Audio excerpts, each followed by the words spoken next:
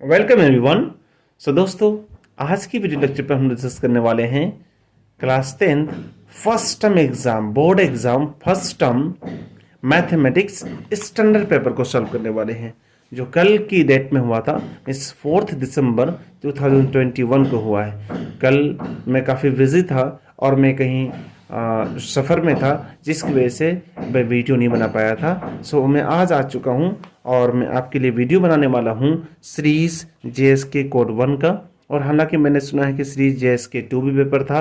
चलिए आज की वीडियो लेक्चर में हम लोग इस पेपर को सॉल्व करते हैं, जिसका कोड है 03014। जिन जिन बच्चों ने इस कोड से एग्ज़ाम दिया है वो चाहे तो अपनी क्वेश्चन का आंसर को मिला सकते हैं कि उनका कितना ऑप्शन सही हुआ है, कितना गलत हुआ है। मीन्स इसमें टोटल 50 क्वेश्चन है। 50 में से उनको 40 का आंसर देना था, तो आपको आउट ऑफ 40 में से 35, 36, 37, 38, 39, 40 या कितना मार्क्स आया है आप यहाँ मैच कर लीजिएगा। चलिए दोस्तों सॉल्व करते हैं। और मैं आपको कह दे रहा हूँ, आपकी सॉल्यूशंस, आपको जो सॉल्यूशन आज मिलने वाला है बिल्कुल करेक्ट, किसी भी क्वेश्चन से भागने वाला नहीं हूँ। बहुत बेहतर सॉल्यूशन मिलेगा, आप गौर कीजिएगा, लेकिन फास्ट सॉल्यूशन देने वाला हूँ। ओके, सो मैं आज डिस्कस करने वाला हूँ और मैं आपको ऑप्शन भी बताने वाला हूँ। चलिए सॉल्व करते हैं, शुरू करते हैं क्वेश्चन नंबर 1 से। आप यहाँ देख सकते हैं कि मैक्सिमम 40 है। ओके, चलिए। सो यहाँ टोटल 50 क्वेश्चंस हैं, 40 का आंसर देना है। 3 सेक्शन में क्वेश्चन डिवाइडेड है, A B, section A, section B and section C. Section A में 20 क्वेश्चन है, जिसमें से 16 का जवाब देना है। सेक्शन बी में 20 क्वेश्चन है, जिसमें से 16 क्वेश्चन का जवाब देना है। एंड सेक्शन सी में 10 क्वेश्चन, जिसमें 8 क्वेश्चन का आंसर देना है।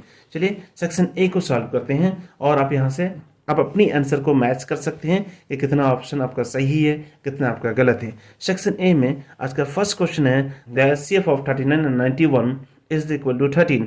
मीन्स एचसीएफ ऑफ दो नंबर का दिया हुआ है, सो आपको क्या निकालना, उन दोनों नंबर का एलसीएम निकालना है। तो आप डायरेक्टली भी एलसीएम निकाल सकते हैं, जो आपको एलसीएम निकालने का जो मेथड है ना, आप उस मेथड से आप एलसीएम निकाल सकते हैं, क्योंकि दोनों नंबर दिया हुआ है तो एलसीएम कितना होगा आप निकाल सकते हैं। लेकिन हमने क्लास 10 के फर्स्ट चैप्टर में पढ़ाया है आपको क्या होता है बताओ तो। एलसीएम एचसीएफ निकालने के लिए एक फार्मूला होता है। जब भी आपको दो नंबर का एचसीएफ या एलसीएम निकालने के लिए बोले और उनमें से एलसीएम दिया हुआ रहे या एचसीएफ दिया हुआ रहे, तो हम लिख सकते हैं एक रिजल्ट होता है एलसीएम इनटू एचसीएफ। मतलब LCM of two number and HCF of two numbers is equal to क्या होता है, प्रोडक्ट ऑफ टू नंबर। मतलब उन दोनों नंबर का प्रोडक्ट हो जाता है, ठीक है ना, प्रोडक्ट हो जाएगा। जैसे आज की क्वेश्चन नंबर 1 में दिया हुआ है, एलसीएम फाइंड करने के लिए बोला है, तो आप एलसीएम को एलसीएम रहने दीजिए और उन दोनों नंबर का एचसीएफ दिया हुआ 13 लिख दिया और उन दोनों नंबर का प्रोडक्ट कर देंगे। समझे, प्रोडक्ट मतलब जैसे कि नंबर दिया हुआ कितना 39 एंड 91 दिया हुआ है, 39 कर दीजिए इंटू 91 हो जाएगा। अब क्या कीजिए, इस अब एलसीएम इज इक्वल टू क्या हो जाएगा बताओ तो, 39 इंटू 91 बाई 13 कर दीजिए। 13 बजे 13, 13 7 21 हो जाएगा। अब इन दोनों को मल्टीप्लाई कीजिए, 273 हो जाएगा, जो कि आपका ऑप्शन नंबर बी करेक्ट हो जाएगा। चलिए फर्स्ट नंबर का आपको एग्जैक्ट आंसर मिल गया। अगर फिर भी अगर किसी को कुछ भी अगर डाउट होता है तो आप कमेंट बॉक्स में कमेंट कर सकते हैं, मैं आपको 100% बेहतर से बेहतर सॉल्यूशन दिया करूंगा। ओके, सो अब आते हैं 2 नंबर में। ये तो लॉलीपॉप की तरह क्वेश्चन है, लॉलीपॉप ही समझो। 4.57 इज एन इंटेजर होगा, रैशनल होगा, नेचुरल होगा, इरेशनल होगा, ऑब्वियसली रैशनल होगा। ये क्लास 89 का क्वेश्चन है। चलिए तो ऑप्शन नंबर बी करेक्ट हो जाएगा। चलिए हम लोग सॉल्व करते हैं 3 नंबर को। सो क्वेश्चन नंबर 3 क्या है, बोल रहा है क्वेश्चन नंबर 3 में, तो 2 नंबर का ऑप्शन हो गया कितना बी, और 1 का कितना हो गया था, इनका भी बी हो गया था। और 3 नंबर का कितना हो जाएगा, 3 नंबर क्वेश्चन है 4x minus 3y is equal to 9। Question कह रहा है the line represented by 4x minus 3y is equal to 9 intersects the y axis at, y axis को इंटरसेक्ट करता है, किस पॉइंट पे करेगा, तो यहाँ कुछ कोऑर्डिनेट दिया हुआ है। चलिए दोस्तों हमको क्या करना है बताओ तो। देखो ये x एक्सिस हो गया और ये y एक्सिस हो गया, ठीक है ना। अब क्या बोल रहा है, ये लाइन y एक्सिस को कट करेगा। देखिए मैं एक चीज बता रहा हूं, जब भी कोई भी लाइन y एक्सिस में कट करेगा तो समझो कि उनका x कोऑर्डिनेट क्या होगा, 0 होगा। और जब भी कोई भी लाइन अगर x एक्सिस को कट कर रहा है तो समझो कि उनका y कोऑर्डिनेट 0 होगा। सो इस क्वेश्चन में क्या करा, 4x minus 3y intersect the y axis eight, किस पॉइंट पे, वो वाई एक्सिस को इंटरसेक्ट करेगा। तो आपको क्या करना है, x को 0 कर देना है। जब इनको x को 0 करोगे तो 4 multiplied by 0 it should be 0। So -3y is equal to 9 हो जाएगा और y is equal to 9 by -3 हो जाएगा। 9 बाई -3 तो 3 one 3 3 9, so this will be -3। So ये y का वैल्यू आ गया। और मैंने क्या बताया, x हमेशा क्या हो जाएगा, 0 हो जाएगा। जब भी y कोऑर्डिनेट को इंटरसेक्ट करेगा, y एक्सिस को इंटरसेक्ट करेगा तो x का वैल्यू 0, तो इसका कोऑर्डिनेट हो जाएगा 0, -3, क्योंकि x 0 है। और हमेशा किसी भी कोऑर्डिनेट को जो लिखते हैं x पहले आता है तब y को लिखते हैं। सो 0, -3 यहाँ आपका करेक्ट ऑप्शन हो जाएगा A।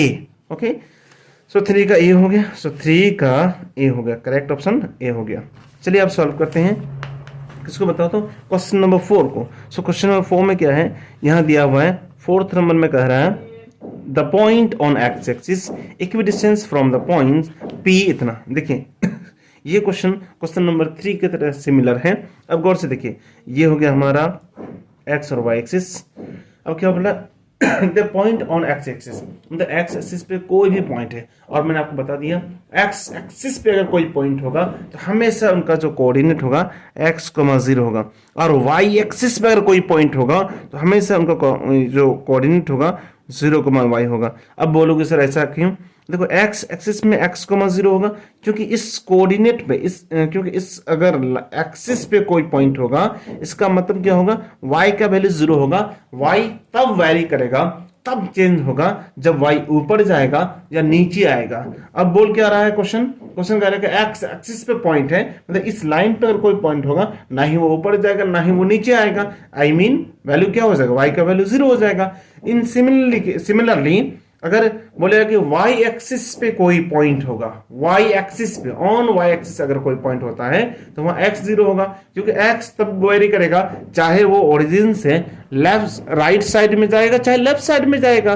और यहां क्या हो रहा है, बोल रहा है कि y एक्सिस में अगर पॉइंट अगर आएगा तो क्या होगा, x का वैल्यू 0 होना होगा, हर हालत में 0 होगा।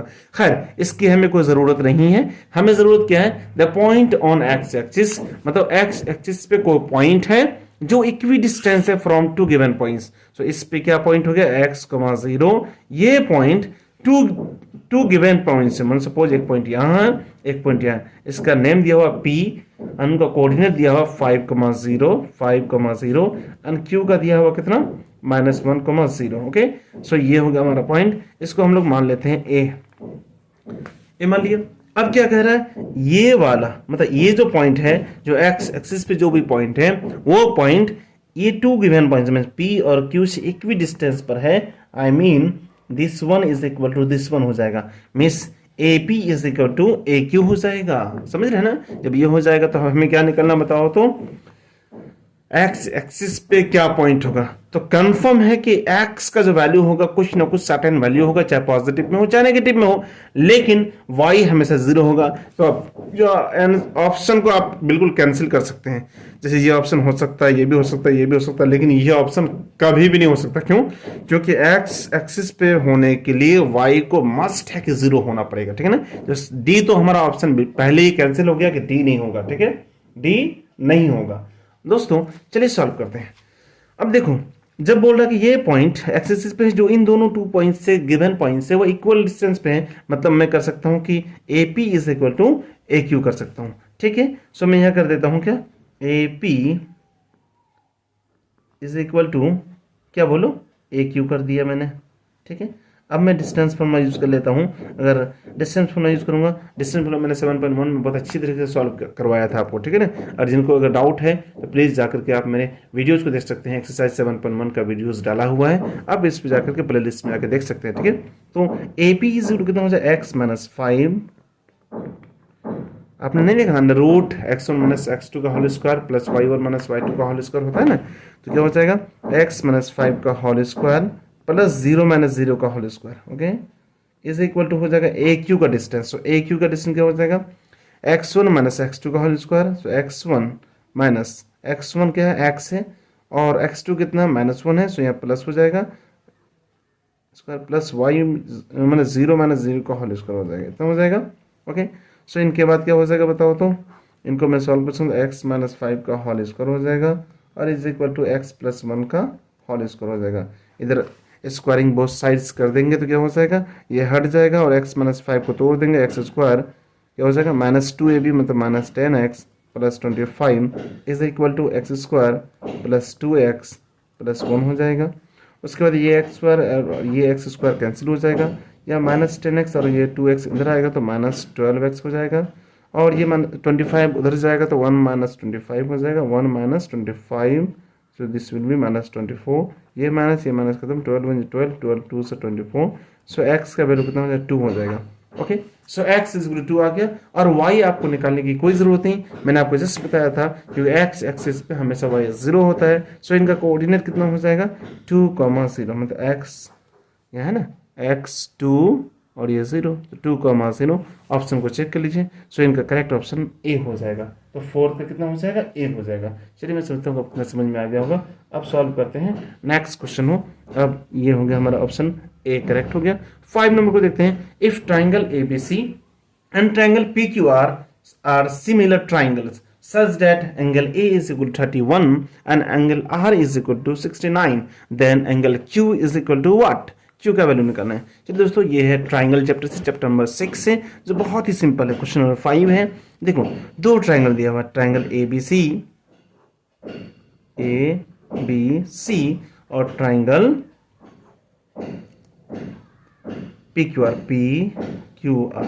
ये दोनों क्या है, सिमिलर है। ठीक है, तो ये दोनों सिमिलर है, जहां एंगल ए का वैल्यू दिया हुआ 31 डिग्री एंड एंगल आर का वैल्यू दिया हुआ कितना 69 डिग्री।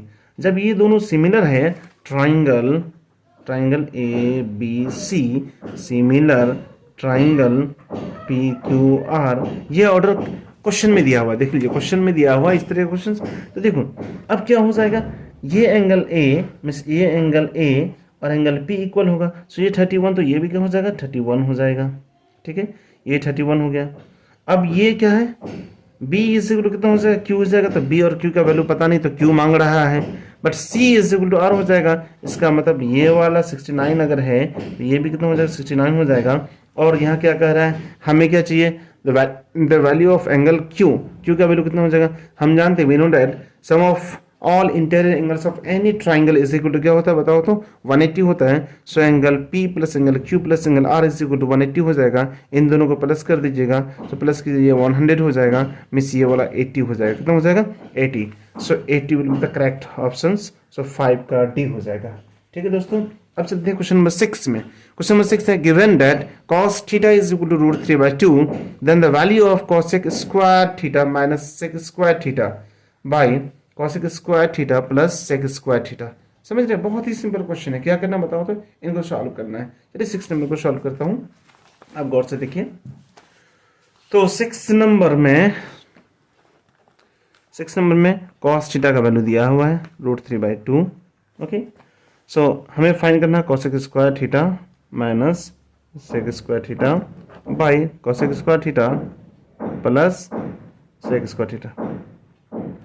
ठीक है, तो इनको मैं कर सकता हूं क्या, 1/sin square theta minus 1/cos square theta, reciprocal कर दिया। cosec theta is equal to 1/sin theta, तो cosec square theta 1/sin square theta and sec square theta is equal to 1/cosec square theta. Similarly यहाँ भी हो जाएगा, या plus 1/cos square theta. कितना हो गया, इनके बाद इनका मैं एलसीएम लूंगा, तो नीचे यहाँ एलसीएम आ जाएगा sin square theta cos square theta, और यहाँ हो जाएगा cos square theta minus sin square theta. Okay, तो यहाँ हो जाएगा cos square theta sin square theta by sin square theta cos square theta, ये और ये कैंसिल हो जाएगा, और ये cos square theta plus sin square theta 1 हो जाएगा, और यहाँ क्या है cos square theta minus sin square theta बचाएगा, cos square theta minus sin square theta is equal to कितना हो जाएगा, इनको मैं लिख सकता हूँ cos square theta minus cos theta का वैल्यू दिया हुआ है, तो मैं sin थीटा को cos के फॉर्म में चेंज कर सकता हूँ। तो हम जानते हैं sin square theta is equal to कितना होता है 1 माइनस cos स्क्वायर थीटा हो जाता है, तो यहाँ हो जाएगा cos स्क्वायर थीटा ये -1 और यहाँ प्लस cos स्क्वायर थीटा हो जाएगा, तो 2 cos square theta 2 square theta -1 हो जाएगा, अब यहाँ 2 इंटू कॉस स्क्वायर थीटा का, इस कॉस थीटा का वैल्यू कितना दिया हुआ है, √3/2 दिया हुआ है, तो √3/2 का आउटपुट कर दीजिए, होल स्क्वायर हो जाएगा, -1 हो जाएगा, 2 इंटू 3/4 -1, 2 1 जो 2, 2 3 6, सो ये कितना हो जाएगा 3, 2 1 जो 2, 2 2 4 हो जाएगा, 3 - 2 मीन्स 1/2 हो जाएगा। सो आपका ऑप्शन कितना नंबर हो जाएगा बताओ तो, सी नंबर करेक्ट हो जाएगा। ओके, 6 का सी हो गया। अब देखते हैं 7 नंबर का कितना आंसर होगा। 7 नंबर भी बहुत आसान क्वेश्चन है दोस्तों।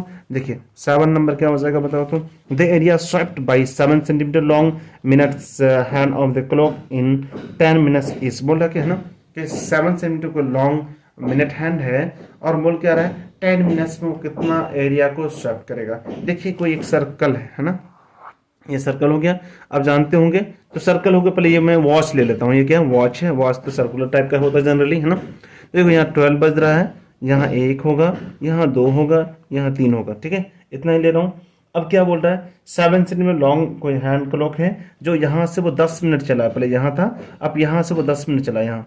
ओके, सो इसमें टोटल कितना खाना होता है बताओ तो, टोटल कितना ये होता है गैप, मतलब 7 यहाँ हो जाएगा, यहाँ 8 हो जाएगा, यहाँ 9 हो जाएगा, या 10 हो जाएगा, या 11 हो जाएगा। तो टोटल कितना 1 2 3 4 5 6 7 12 हो जाएगा। सो टोटल 12 ये है, ठीक है ना। अब यहाँ टोटल यहाँ सेंट्रल जो एंगल होगा वो टोटल कितना बनता है 360 बनता है, कितना 360।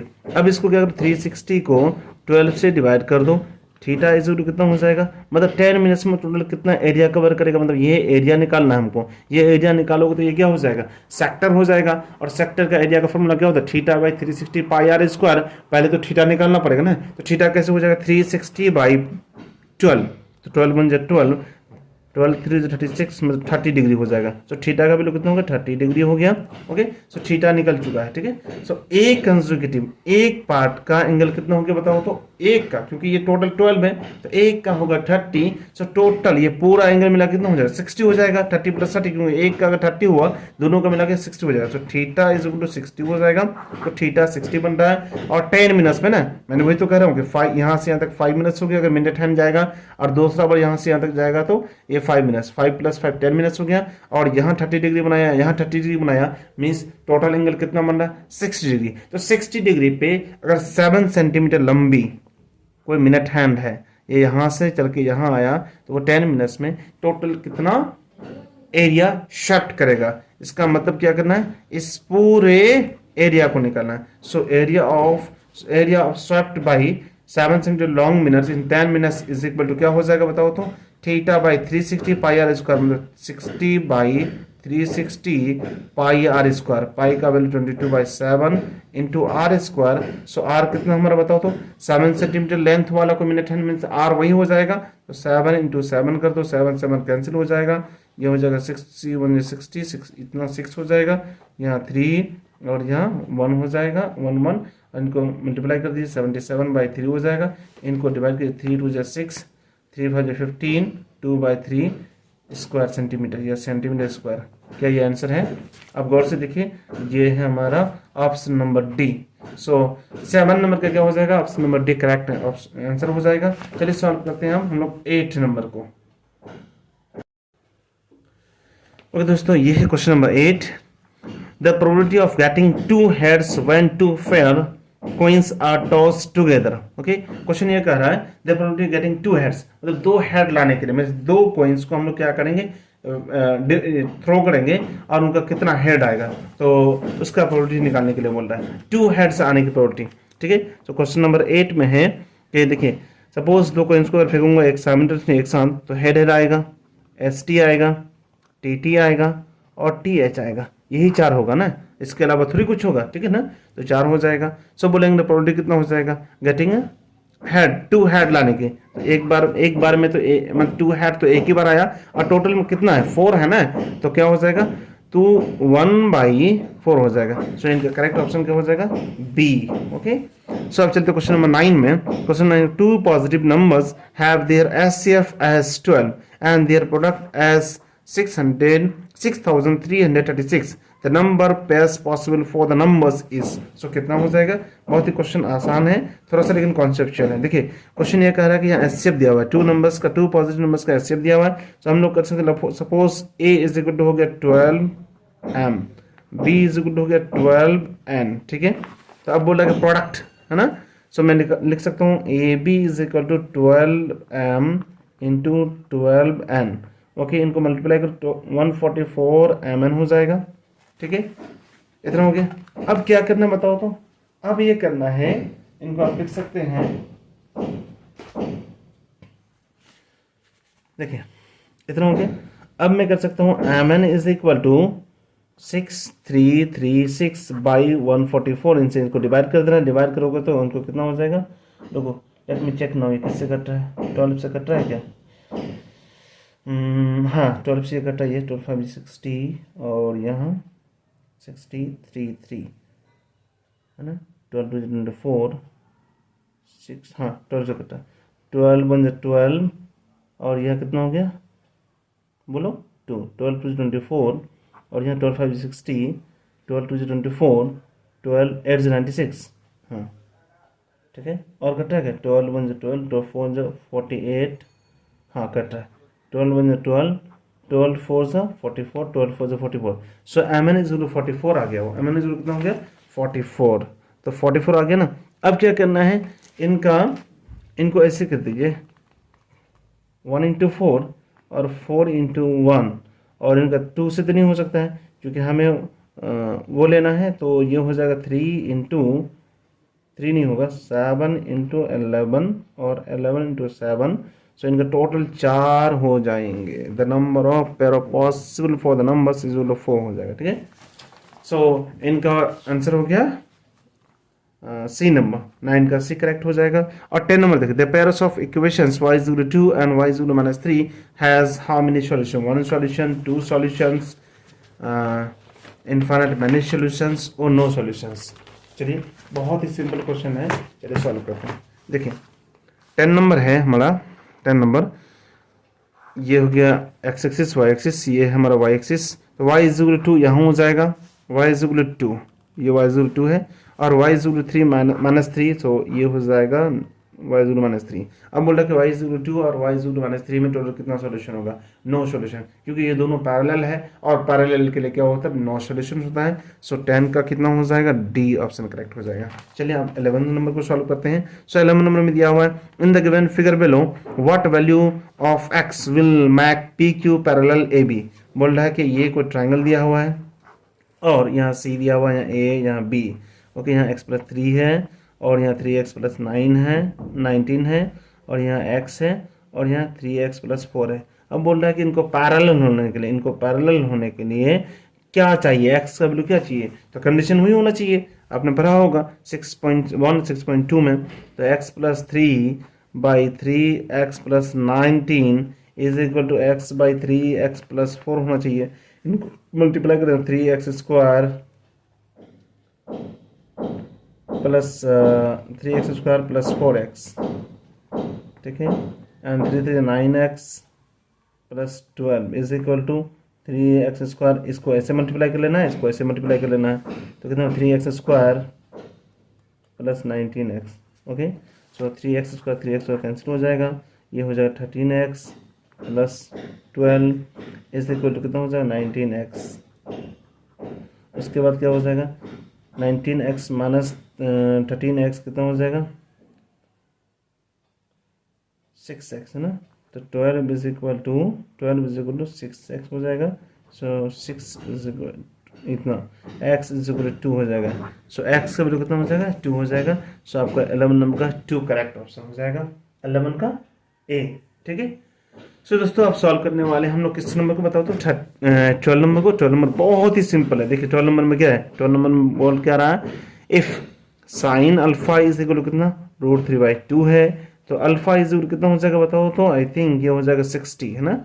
और यहाँ दिया हुआ क्या tan beta is equal to दिया हुआ है 1/√3, तो 10 कितना डिग्री का वैल्यू 1/√3 होता है बताओ, 10 30 का। सो बीटा का वैल्यू कितना हो जाएगा 30। ओके, तो alpha is equal to 60 and beta is equal to 30। So find the value of cos alpha minus beta is equal to what. So this is very easy यार। तो cos ये alpha का value कितना 60 minus beta कितना 30, सो ये cos 30 हो जाएगा और cos 30 का वैल्यू कितना √3/2 होता है।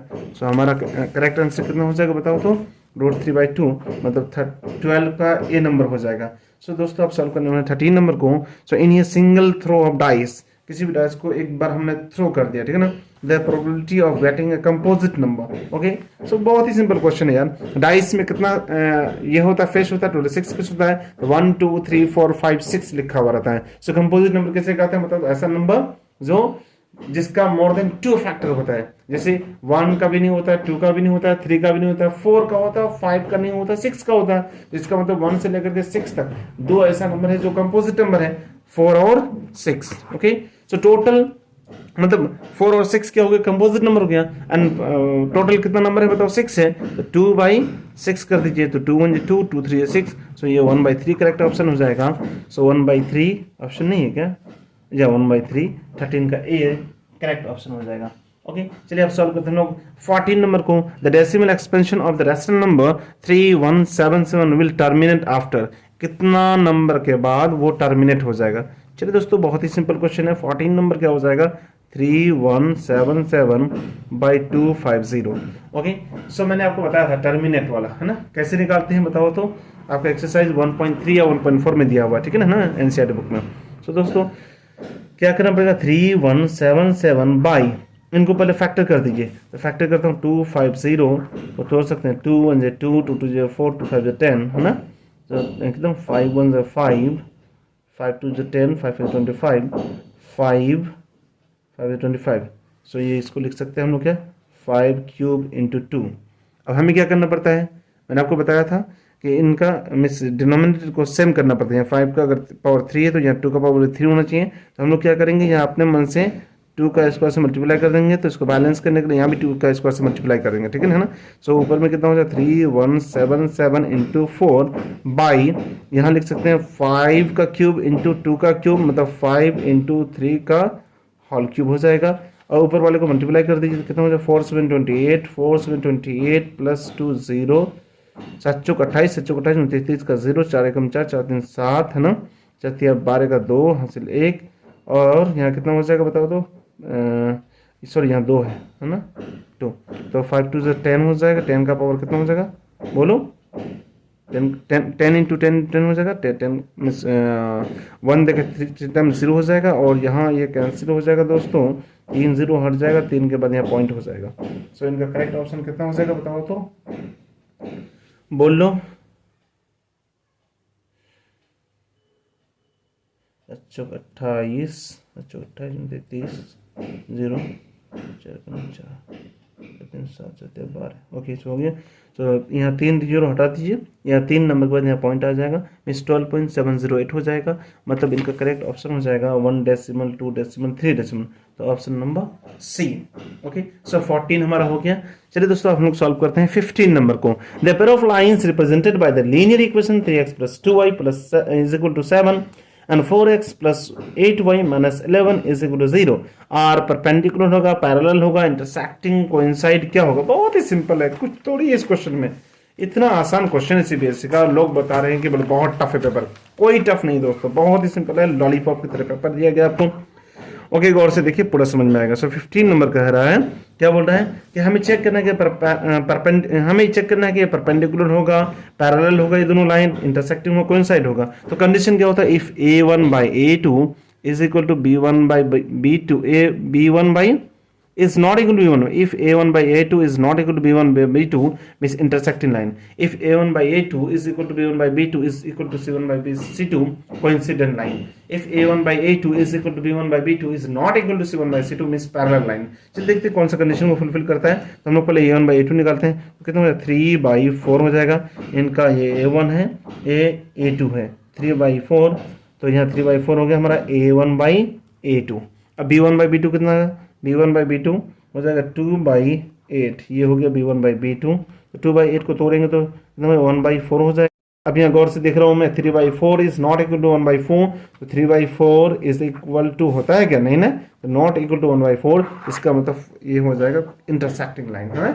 a1/a2 is not equal to b1/b2, मतलब हो जाएगा इंटरसेक्टिंग लाइन। सो 15 का सी नंबर करेक्ट हो गया। अब हम लोग सॉल्व करने वाले हैं, बताओ किसको, जल्दी बोलो, 16 नंबर को। In an equilateral triangle with length of side P, the length of the altitude is, बोल रहा है क्या, कोई इक्विलेटरल ट्राइंगल है जिसका आपको क्या निकालना है बताओ तो, एल्टीट्यूड निकालना, लेंथ ऑफ एल्टीट्यूड निकालना। तो ये इक्विलेटरल ट्राइंगल हो गया, इक्विलेटरल ट्राइंगल, ठीक है ना, इक्विलेटरल ट्राइंगल हो गया जिनका एल्टीट्यूड दिया हुआ, ये एल्टीट्यूड हो गया, ये दिया हुआ है, और इनका नहीं, ये एल्टीट्यूड निकालना है, जिनका साइड दिया हुआ है P, तो यहाँ से यहाँ तक पूरा क्या हो जाएगा, P हो जाएगा, क्योंकि इक्विलेटरल ट्राइंगल है तो साइड क्या होगा, सारा साइड इक्वल होगा ना, इतना हो जाएगा। लेकिन याद रखना कोई भी एल्टीट्यूड जो होता है ना, वो किसी साइड पर परपेंडिकुलर होता है, और हाँ उस साइड को वो डिवाइड कर देता है। मतलब ये पूरा अगर P है तो ये P/2 हो जाएगा, और ये भी P/2 हो जाएगा, और यहाँ एल्टीट्यूड का मतलब ये परपेंडिकुलर हो जाएगा। तो हम गौर से देखेंगे तो ये क्या, ये कौन सा ट्राइंगल हो जाएगा, राइट एंगल ट्राइंगल हो जाएगा। तो राइट एंगल ट्राइंगल तो 90 के जस्ट अपोजिट वाला जो होता है वो क्या, हाइपोटेन्यूज होता है। तो दोस्तों ये क्या हो जाएगा बताओ तो, हम लोग इसको निकाल सकते हैं। तो इतना इज इक्वल टू, इतना इज इक्वल कितना हो जाएगा, मैं लिख देता हूँ यहाँ ABC, तो इसको मान लेता हूँ D। सो इस ट्रायंगल को मैं अलग कर लेता हूँ, इस ट्रायंगल को मैं अलग करके बना सकता हूँ। तो ये A हो गया, ये D हो गया, ये C हो गया, ये हमारा P/2 हो गया, और ये हमारा P हो गया। तो हमें AD का लेंथ निकालना है ना, तो AD क्या है हमारा, AD इज इक्वल लिख सकते हैं, मतलब क्या, हाइपोटेन्यूज का स्क्वायर माइनस CD का स्क्वायर। ओके, सो ये हो जाएगा AC का स्क्वायर मतलब P का स्क्वायर माइनस P/2 का होल स्क्वायर हो जाएगा। उनके बाद क्या हो जाएगा, P का स्क्वायर माइनस P²/4 हो जाएगा, और यहाँ क्या हो जाएगा, √4P² माइनस P²/4 हो जाएगा। यहाँ हो जाएगा 3P²/4, इसका भी अंडर रूट हो जाएगा, और यहाँ √3 अंदर में रह जाएगा, और यहाँ /2 हो जाएगा, और यहाँ P हो जाएगा। सो करेक्ट ऑप्शन कितना हो जाएगा बताओ तो, √3/2P। So I think correct answer will be कितना, 16 है। बिल्कुल 100%, जो भी मैं सॉल्यूशन दे रहा हूँ 100%, आपको टेंशन लेने की कोई जरूरत नहीं, 100% आपको समझ में आएगा। फिर भी अगर समझ में नहीं आ रहा तो प्लीज वीडियो में आप कमेंट कर सकते हैं, मैं आपको सॉल्यूशन जरूर प्रोवाइड करूंगा। कुछ भी डाउट होगा कभी भी किसी वक्त पूछ सकते हैं हम, चाहे रात के 12 बजे हो या दिन के 12 बजे हो, कभी भी पूछिए, कोई इशू नहीं। चलिए ठीक है, तो ये था हमारा क्वेश्चन नंबर 16। अब हम सॉल्व करने वाले हैं क्वेश्चन नंबर 17 को। चलिए दोस्तों सॉल्व करते हैं।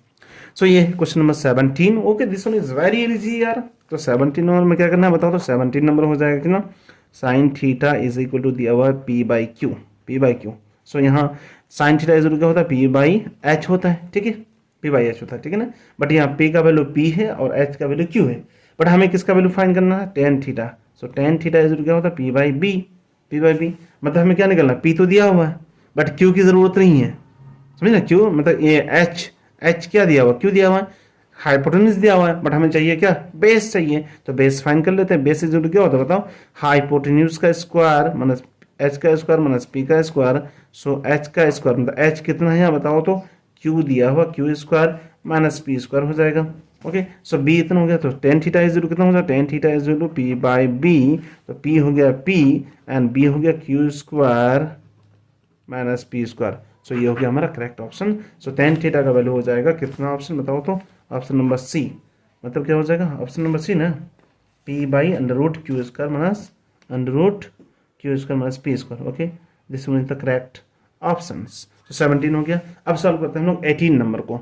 सो 18 नंबर कितना हो जाएगा बताओ तो, 18 vertical pole of length 19 metre. Okay, very very easy यार। ओके, चलो सॉल्व करते हैं हम लोग। ओके दोस्तों, हम लोग सॉल्व करने वाले क्वेश्चन नंबर 18 को। सो 18 नंबर को देखिए, यहाँ कोई क्या बोल रहा है, एक पोल है, समझे, एक पोल है जिसका लेंथ दिया हुआ 19 मीटर और वो शैडो बना रहा है 57 मीटर। ओके, सो मान लेता हूँ ये A, ये है B, ये है C। ग्राउंड में वो क्या बना रहा है, 57 सेंटीमीटर का, बोलो 57 मीटर का कोई शैडो बना रहा है। उसी टाइम पे एक कोई टावर है, ठीक है ना, वो अपना शैडो बना रहा है, लेकिन टावर का लेंथ नहीं दिया हुआ है, ठीक है ना। मान लेते हैं ये P है, ये Q है, ये R है, लेकिन इनका शैडो बन रहा है 51 मीटर। ओके, सो हमें फाइंड करना है कि ये PQ का हाइट कितना होगा, उनका लेंथ कितना होगा। क्वेश्चन क्या कह रहा है, देखो ये कहना चाहता है कि ये कोई पोल है जो 19 मीटर है, जिसका लेंथ कितना, हाइट कितना 19 मीटर, वो अपना शैडो 57 मीटर बना रहा है। तो कोई दूसरा कोई एक टावर है जो अपना इतना वो शैडो बना रहा है, लेकिन इनका हाइट कितना, वो हाइट निकालना है। देखो ये दोनों क्या हो जाएगा, सिमिलर हो जाएगा। जब सिमिलर हो जाएगा तो हम लिख सकते हैं AB/PQ इज इक्वल टू कितना हो जाएगा, BC/AD Q R, B C by Q R. तो ए बी का वैल्यू 19 है, पी क्यू का वैल्यू पी क्यू रह जाएगा, और बी सी का वैल्यू कितना 57, और क्यू आर का वैल्यू कितना 51 हो जाएगा। ये 19 में 19, 19 से 57, 3 1 3, 3 1 3, और 3 7 21। सो पी क्यू का वैल्यू कितना हो जाएगा 17।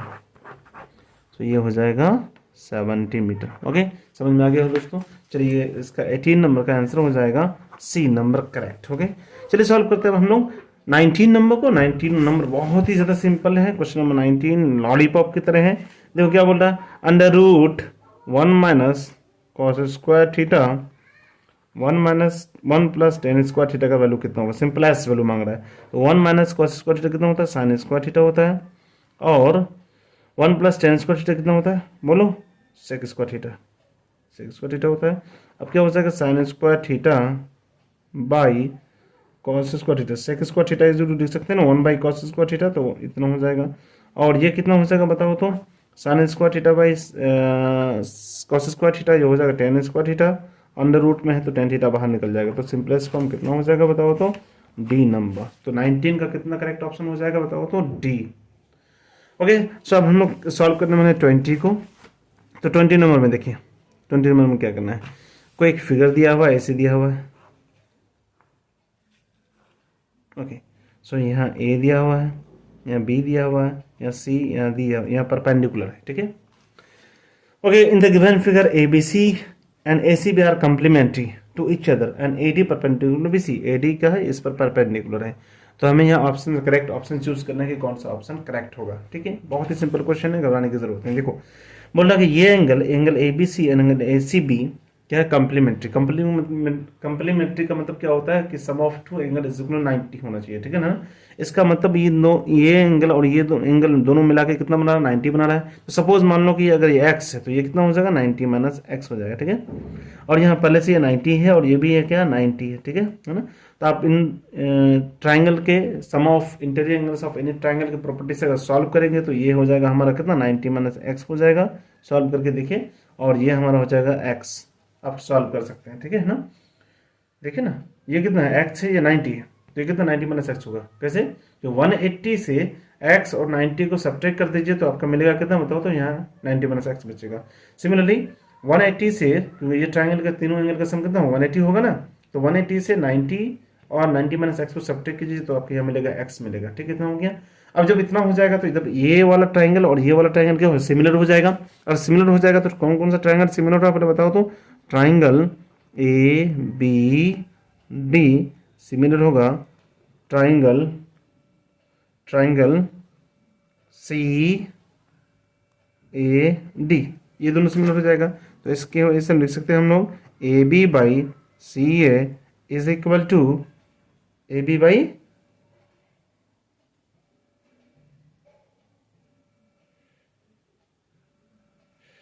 ए B by C A is equal to B D by A D is equal to A D by C D, इतना हो जाएगा। अब हमें ऑप्शन से चूज करना है, तो आई थिंक जो ऑप्शन करेक्ट होगा वो ऑप्शन हो जाएगा आपका कितना, सी नंबर, ठीक है। ए डी का स्क्वायर हो जाएगा, तो हम लोग लिख सकते हैं B D by A D is equal to A D by C D. So यहाँ ए डी मल्टीप्लाई हो जाएगा, तो यहाँ B D into C D is equal to A D square हो जाएगा। तो B D into C D is A D square हो जाएगा। सो ऑप्शन नंबर सी 20 का सी करेक्ट हो जाएगा, ठीक है। इतना हो गया। चलिए अब हम लोग सॉल्व करते हैं सेक्शन बी में। मतलब सेक्शन ए का हमने 20 का 20 क्वेश्चन को सॉल्व कर दिया, लेकिन आपको सॉल्व करना था कितना, ओनली 16 नंबर को, किसी भी एनी 16 को सॉल्व करना था, तो 20 हो गया। चलिए दोस्तों अब हम सॉल्व करने वाले हैं 21 नंबर को, सेक्शन बी का 21। तो यहाँ क्या कर रहा है, if one of the zeros of the quadratic polynomial के माइनस 1 एक्स स्क्वायर प्लस के एक्स प्लस 1 इस इतना, मतलब क्या कर रहा है, ये कोई क्वाड्रेटिक पॉलिनोमियल है जिसका एक जीरो दिया हुआ है। जब एक जीरो दिया हुआ है तो दूसरा जीरो फाइंड करना है, देन द वैल्यू ऑफ के। अच्छा, दूसरा जीरो नहीं मांग रहा बल्कि के का वैल्यू मांग रहा है, तो के का वैल्यू निकालना आसान है। आप जानते हैं जब भी जीरो होता है ना, इसका मतलब उस जीरो को अगर उस इक्वेशन में अगर पुट कर दीजिएगा तो उनका वैल्यू कितना आना चाहिए, जीरो आना चाहिए, ठीक है। तो हम क्या कर सकते हैं, मतलब 21 में लिख सकते हैं डायरेक्टली, यहाँ के माइनस 1 इंटू माइनस 3 का होल स्क्वायर डायरेक्टली इस जीरो को, जो एक जीरो गिवन है उस जीरो को पुट कर देना है, ठीक है ना। तो के माइनस 1 माइनस 3 का होल स्क्वायर प्लस के इंटू -3, ठीक है, और +1 इज इक्वल टू 0 कर दीजिए, क्योंकि वो जीरोस दिया हुआ है, उनका रूट्स दिया हुआ है, तो आप डायरेक्ट पुट कर सकते हो। तो यहाँ कितना हो जाएगा 3 के -1 -3 के +1 इज इक्वल टू 0 हो जाएगा। 3 के -3 के, ठीक है,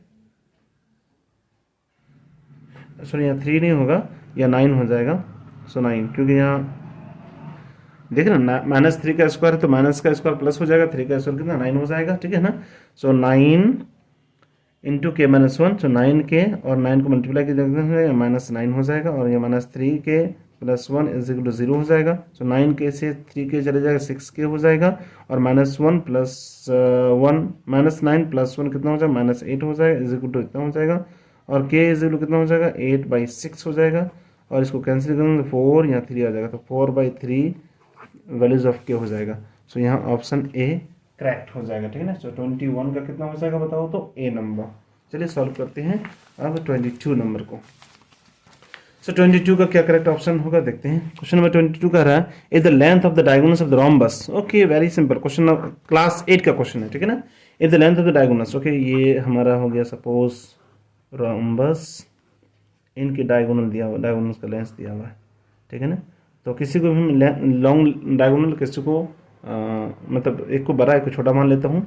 सो हमारा सपोज ये हो जाएगा हमारा कितना, ये वाला डायगोनल को मान लेता हूँ 10, तो ये हो जाएगा 5, ये हो जाएगा हमारा 5, ये होगा हमारा 12, तो ये भी हमारा हो जाएगा 12, क्योंकि हम जानते हैं कि किसी भी रोम्बस में एक डायगोनल दूसरे डायगोनल को बाइसेक्ट करता है, और बाइसेक्ट परपेंडिकुलरली करता है, परपेंडिकुलर 90 डिग्री बनाता है। तो ये पूरा लेंथ कितना था 12 था, यहाँ से यहाँ तक पूरा लेंथ कितना था 24 था, तो ये हो जाएगा 12, और ये भी हो जाएगा कितना 12 हो जाएगा। ये हो यहाँ से यहाँ तक कितना टोटल 10 था, तो यहाँ से यहाँ तक 5, यहाँ से यहाँ तक 5 हो जाएगा। तो मान लेता हूँ इनको ए नाम हो जाए, इनका बी, इनका सी, इनका डी हो जाए, ठीक है ना। तो ए बी सी डी कोई क्या है, रोम्बस था जिसका डायगोनल दिया हुआ है, तो डायगोनल से हमने एक चार ट्राइंगल बना दिया। यहाँ हो गया हमारा लेंथ कितना 5, और यहाँ हो गया 12।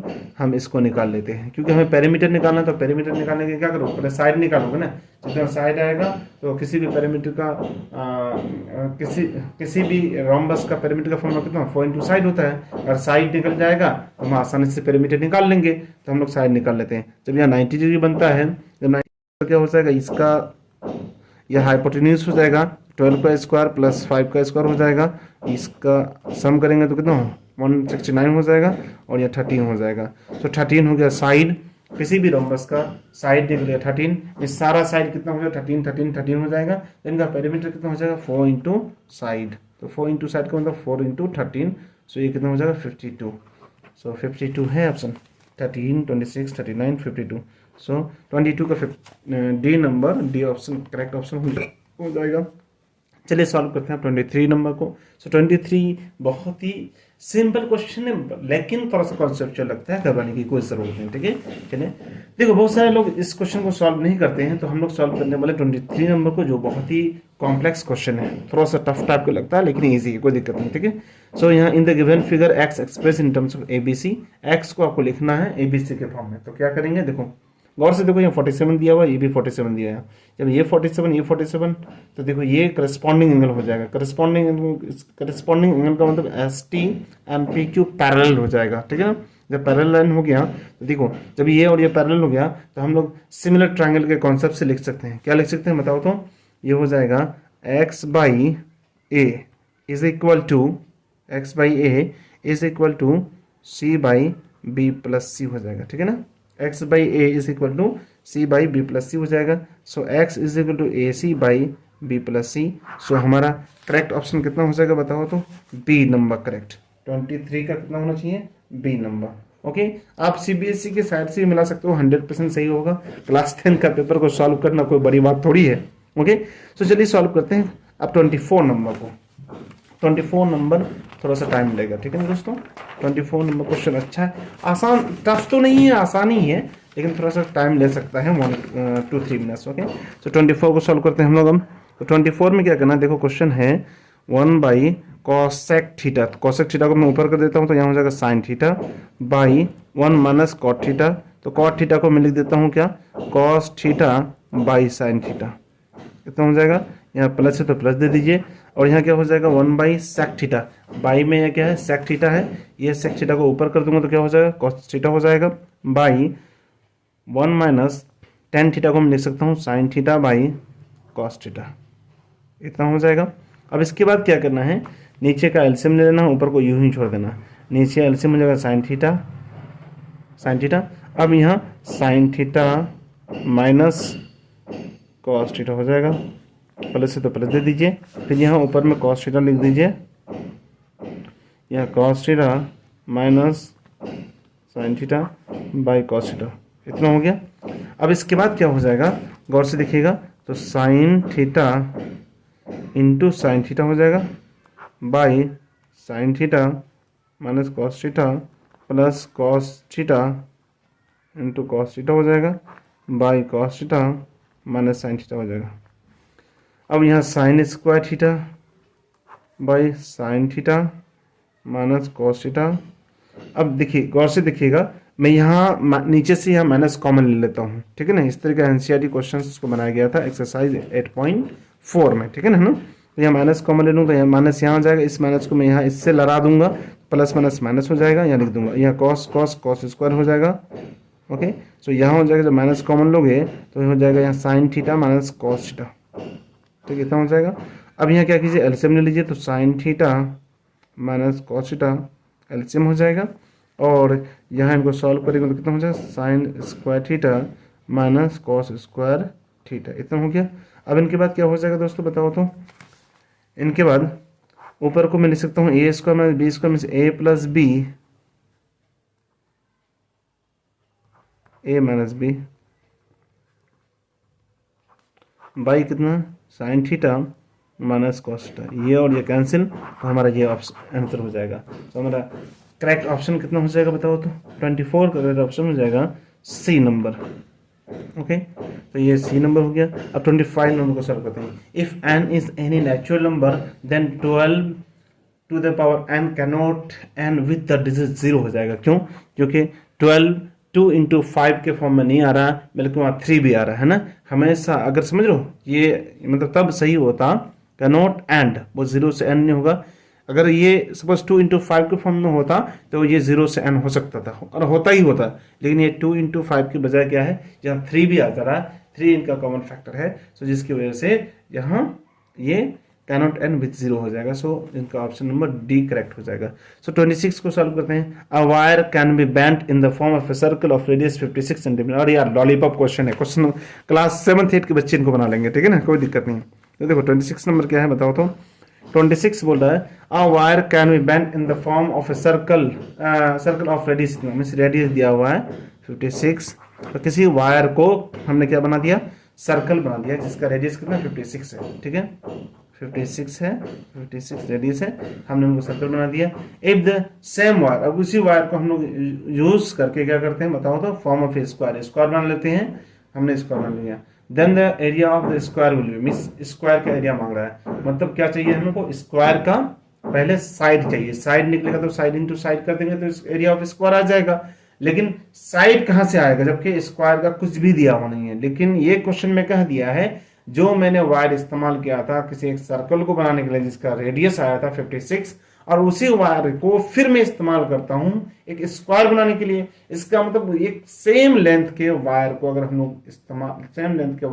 लोग डिफरेंट डिफरेंट शेप बनाएंगे, लेकिन याद रखना डिफरेंट तो शेप तो बन जाएगा, लेकिन हमेशा का हमेशा उनका जो वायर का जो लेंथ होगा वो सेम होगा। इट मीन्स पेरीमीटर हर एक फिगर का सेम रहेगा। तो दोस्तों हम लोग क्या लिख सकते हैं, पेरीमीटर ऑफ सर्कल, समझ रहे, means 2 pi r is equal to 4 into side हो जाएगा, 4 इंटू साइड, क्योंकि हमने क्या किया 2 pi r plus perimeter of circle कितना 2 पाई r होता है, और उतना ही बराबर क्या हो जाएगा बताओ तो 4 इंटू साइड, मतलब पेरीमीटर स्क्वायर हो जाएगा। क्यों, समझ रहे हो ना, हमने तो स्क्वायर भी तो बनाया था, तो उन दोनों का पेरीमीटर सेम आएगा।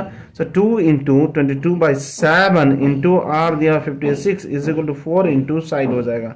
ओके, तो हमें साइड का ही तो जरूरत था ना, तो 7 1 7 7 56 हो जाएगा, और यहाँ 4 1 4 4 2 8 हो जाएगा। तो हमारा साइड कितना 2 2 4, और साइड इज इक्वल टू हो जाएगा बताओ कितना 2 2 4 4 2 8 8, 88 हो जाएगा। तो साइड कितना आ गया, 88 आ गया। जब साइड आ जाएगा तो एरिया ऑफ स्क्वायर कितना हो जाएगा, area of square side into side होता है, इनको मल्टीप्लाई कर दीजिए। सो 88 इंटू 88 तो मल्टीप्लाई कीजिए। सो हो जाएगा 88 8 is 64 7 या तो 7 इतना सेंटीमीटर स्क्वायर। सो कौन सा ऑप्शन सही हो जाएगा बताओ तो, ये ऑप्शन नंबर हो जाएगा 26 का बी करेक्ट हो जाएगा। क्या दोस्तों आप लोगों को समझ में आ रहा होगा, मैं समझता हूँ। फिर भी अगर कुछ भी अगर डाउट होगा तो प्लीज कमेंट करना, ठीक है ना। ओके, सो 26 का कितना हो जाएगा 7744 सेंटीमीटर स्क्वायर। चलिए सॉल्व करते हैं अब 27 नंबर को।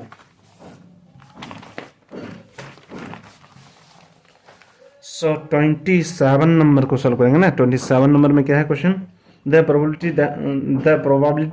That a non leap year has 53 Wednesday. Okay, so ये क्वेश्चन बहुत इजी है दोस्तों। ये क्वेश्चन हो जाए इनका आंसर आई थिंक हाँ भैया 27। सो 7 वेडनेसडे हो जाएगा है ना। तो एक में फालतू आ रहा है तो 27 का ऑप्शन हो जाएगा ए नंबर। ओके, तो 27 ए हो जाएगा, ठीक है। सो 28, अरे वाह क्या क्वेश्चन है, क्वेश्चन पर के डर लग रहा है कि छोड़ दूं क्या क्वेश्चन। ज़्यादा से ज़्यादा यही हो सकता है ना कि छोड़ दूंगा, क्योंकि बहुत सारे टीचर ऐसे होते हैं जो छोड़ देते हैं, ठीक है ना। तो मैं छोड़ने वाला नहीं हूँ, मैं आपको पूरा बता के जाऊंगा, ठीक है। तो टेंशन लेने की जरूरत नहीं। In the given figure points A B C and D are concyclic and angle CBE is equal to 130, then the find the value of angle FDC। Okay, डरने की क्या जरूरत। देखो दोस्तों मैं यही बना देता हूँ। सो देखो ये क्या हमारा बताओ, ये हो जाएगा कॉन्साइक्लिक, हो जाएगा कॉन्साइक्लिक। ओके, सो ये हो जाएगा कॉन्साइक्लिक। अब कॉन्साइक्लिक का मतलब ये होता है कि जब भी कॉन्साइक्लिक होगा ना तो उनके अपोजिट एंगल क्या होता है बताओ, अपोजिट एंगल का जो सम होता है वो 180 होता है। कितना होता है 180। तो फर्स्ट ऑफ ऑल इनको समझने से पहले अगर ये कितना है बताओ तो, ये 130 है ना, ये कितना 130। सो ये वाला अंदर वाला एंगल कितना हो जाएगा 50 हो जाएगा। कितना हो जाएगा 50। जब ये 50 होगा तो ये एंगल कितना होगा बताओ तो, क्योंकि मैंने अभी जस्ट बताया था कॉन्साइक्लिक का मतलब ये होता है कि ये वाला एंगल और ये वाला आगे वाले एंगल का जो सम होगा 180 होगा। सो ये हो जाएगा 130। तो ये 130 हो जाएगा। तो FDC कितना हो जाएगा, तो ये एक स्ट्रेट लाइन है। ये जब स्ट्रेट लाइन होगा तो ये 130 प्लस ये वाला एंगल इज इक्वल टू कितना 180 होगा। सो ये एंगल हो जाएगा 50। तो ऑप्शन सी नंबर करेक्ट हो जाएगा। तो 28 का सी नंबर, ठीक है। चलिए दोस्तों हम लोग सॉल्व करने वाले हैं हम क्वेश्चन नंबर 29 को। चलिए सॉल्व करते हैं। क्वेश्चन नंबर 29 में क्या कह रहा है, 29 है 29 number. Okay, the x coordinate of a point P is twice its y coordinate. मतलब if P is equidistance from इतना एंड इतना then the coordinate of P। अच्छा देखो क्वेश्चन में देख के ऐसा लग रहा है मतलब कि x कोऑर्डिनेट ऑफ P मतलब P का कोऑर्डिनेट होगा, x कोऑर्डिनेट होगा और y कोऑर्डिनेट होगा, ठीक है ना। लेकिन इतना कह रहा है कि x कोऑर्डिनेट जो होगा वो y कोऑर्डिनेट से क्या ट्वाइस होगा। तो मतलब देखते हैं वैल्यू को, ये नहीं हो रहा है। यहाँ x मतलब y कोऑर्डिनेट ट्वाइस है x का, यहाँ भी उल्टा है। यहाँ देखते हैं या यहाँ क्या हो रहा है बताओ तो, y कोऑर्डिनेट 10 है तो ये इसका जस्ट ट्वाइस है। यहाँ देख रहा हूँ ये भी ट्वाइस है। तो ऑप्शन सी और डी में से कोई भी हो सकता है, लेकिन कौन सा ऑप्शन से होगा, without solution you can not find. Okay understood. So you have to find. Okay, so कैसे फाइंड करेंगे, क्वेश्चन क्या करा है, द एक्स कोऑर्डिनेट। तो p का कोऑर्डिनेट मान लो क्या हो रहा है 2x या 2k मान लेते हो 2k और k। यहाँ बोल दिया है the x coordinate of A p is twice is y coordinate. y coordinate k है तो x का कोऑर्डिनेट 2k हो रहा है, ठीक है ना। और क्या बोल रहा है, ये जो कोऑर्डिनेट है p ये इक्वी डिस्टेंस है फ्रॉम टू गिवन पॉइंट्स। मतलब एक गिवन पॉइंट यहाँ है q, इसका कोऑर्डिनेट दिया हुआ 2, -5। एक दूसरा पॉइंट है जिसका r कोऑर्डिनेट दिया हुआ -3, 6। ओके, सो बोल क्या रहा है, इसका कोऑर्डिनेट कितना होगा, मतलब k का वैल्यू फाइंड करना है। तो k का वैल्यू फाइंड करते हैं। चलिए कैसे फाइंड करोगे बताओ तो। ओके, सो कह दिया है कि है ना ये जो पॉइंट है वो इक्वी डिस्टेंस है q और r से। तो क्या दिक्कत है, तो PQ इज इक्वल टू कितना हो जाएगा बताओ तो PR। तो चलिए यूज करते हैं हम लोग डिस्टेंस फार्मूला। सो क्या हो जाएगा 2k माइनस 2 का whole square plus k plus 5 का whole square is equal to 2k plus 3 का होल स्क्वायर प्लस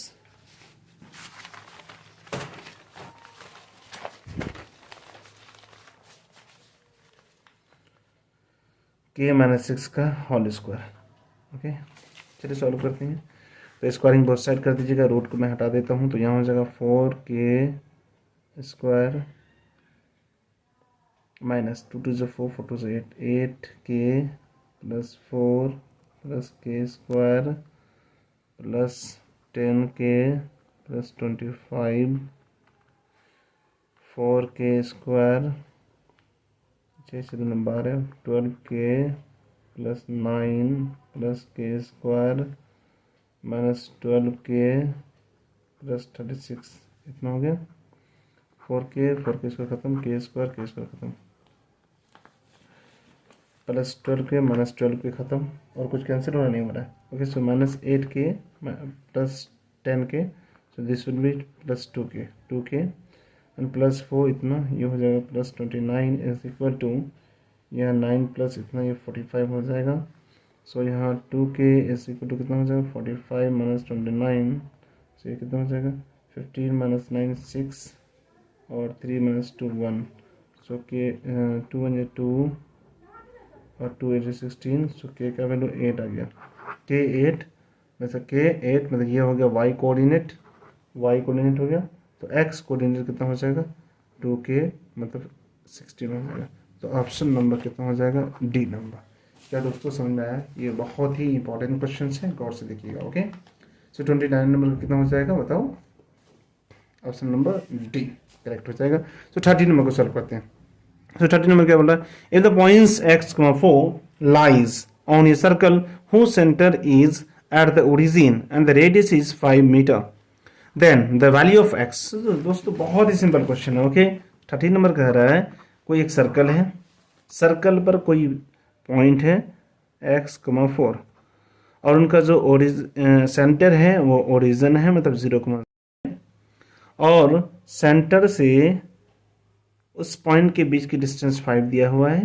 तो कहना क्वेश्चन कह रहा है कि what is the value of x, what will be the value of x। सो कोई नहीं, तो इसको मान लो a, इसको मान लो b, तो A B is equal to दिया हुआ है 5। तो हमें क्या डिस्टेंस फार्मूला यूज करना, डिस्टेंस फार्मूला इज इक्वल कितना होता है बताओ तो? x माइनस 0 का होल स्क्वायर प्लस 4 माइनस 0 का whole square is equal to 5 का स्क्वायर हो जाएगा। ठीक है, अब लगा दीजिए। सो यहाँ क्या हो जाएगा 5 हो जाएगा। ठीक है, 5 हो गया, 5 होगा 5। अब यहाँ क्या हो जाएगा x माइनस 0 का x का स्क्वायर प्लस यहाँ क्या हो जाएगा 4 माइनस 0 मतलब 4 का स्क्वायर 16 हो जाएगा इज इक्वल टू 5 हो जाएगा। स्क्वायरिंग बोथ साइड कर दीजिए, तो यह क्या हो जाएगा x square plus 16 is equal to 25 हो जाएगा। इधर भी स्क्वायर करोगे तो ये हट जाएगा और यहाँ 5 का स्क्वायर कितना 25 हो जाएगा। सो एक्स स्क्वायर इज इक्वल कितना 25 माइनस 16 मतलब 9, तो x इज इक्वल टू कितना हो जाएगा plus minus 3। So option will be the correct option will be the 3 number, D number. तो 30 का कितना हो जाएगा? तो 30 नंबर का डी नंबर करेक्ट हो जाएगा। चलिए हम लोग सॉल्व करते हैं 31 नंबर को सॉल्व करते हैं। सो बहुत ही कॉन्सेप्चुअल है और इतना बड़ा पेपर को सॉल्व करना थोड़ा सा उतना आसान नहीं है। इतना 1 घंटा हो गया दोस्तों। ओके, सो अभी और टाइम लगेगा, अभी लगभग कितना 20 क्वेश्चंस रिमेन है। ओके, सो 31 नंबर को सॉल्व करना है। तो 31 नंबर को कैसे सॉल्व करेंगे बताओ तो? 31 नंबर को सॉल्व करेंगे आप, 31 नंबर हो जाएगा 31 नंबर। ओके, तो 31 नंबर में the value of theta, theta का वैल्यू कितना होगा? If 2 sin 2 theta is equal to 1 दिया हुआ है, तो sin 2 theta is equal to 1/2 हो जाएगा। ओके, सो मैं लिख सकता हूँ sin 2 theta is equal to 1/2 का मतलब 30 होता है और 2 थीटा इज इक्वल टू 30, तो थीटा इज इक्वल टू 15 हो जाएगा।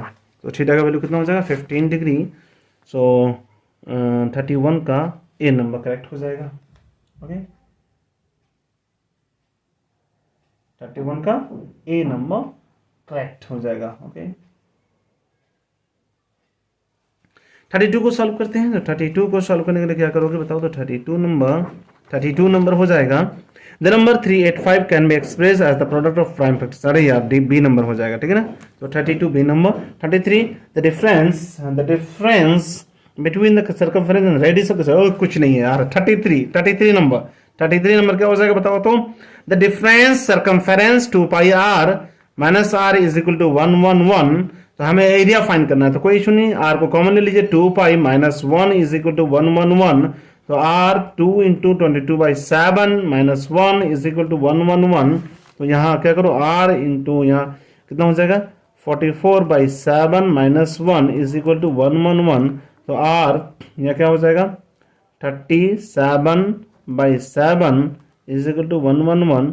सो इनको क्या करो मल्टीप्लाई कर दो। तो 7 3 21 3 3 9, हाँ या 3 टाइम्स। सो आर इज 21 आ जाएगा। जब आपका आर निकल गया तो डायरेक्टली एरिया निकालो ना। तो एरिया ऑफ सर्कल कितना होता है बताओ, पाई आर स्क्वायर। तो area is equal to pi r square. तो 22/7 आर कितना है 21 इंटू 21। 7 7 7 3 21 3 2 6 इतना 21।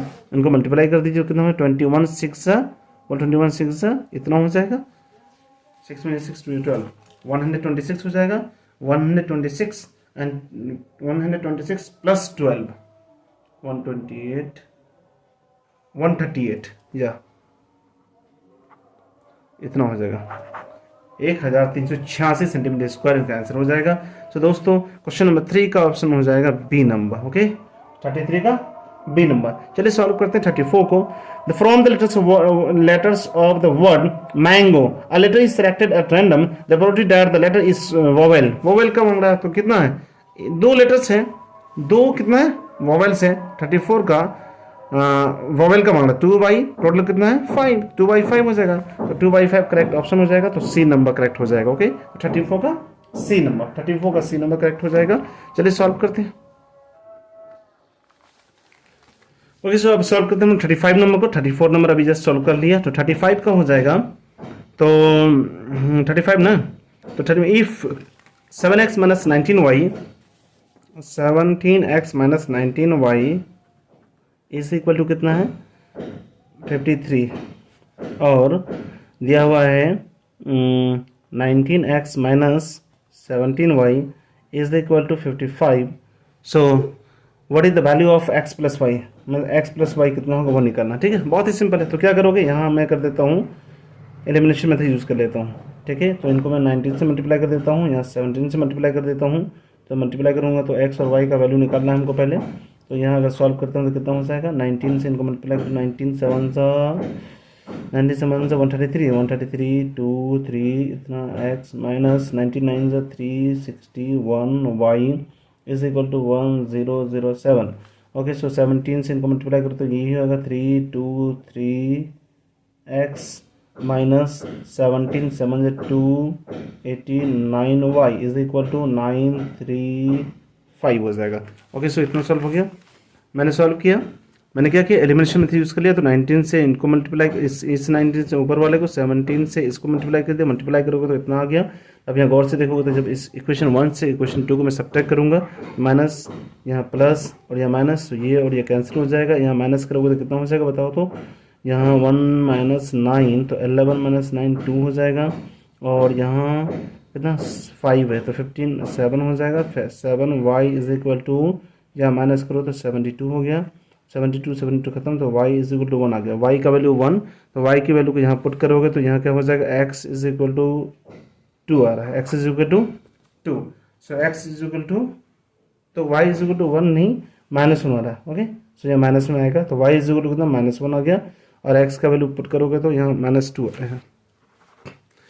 तो y इज इक्वल टू कितना आ गया बताओ -1। सो यहाँ सॉल्व करके देखो, तो यहाँ सॉल्व करो तो कितना हो जाएगा y का वैल्यू -1, ये माइनस माइनस प्लस हो जाएगा तो 19, तो उधर जाएगा तो 53 माइनस 19 है ना। 53 माइनस 19 कितना हो जाएगा 53 माइनस 19 ना,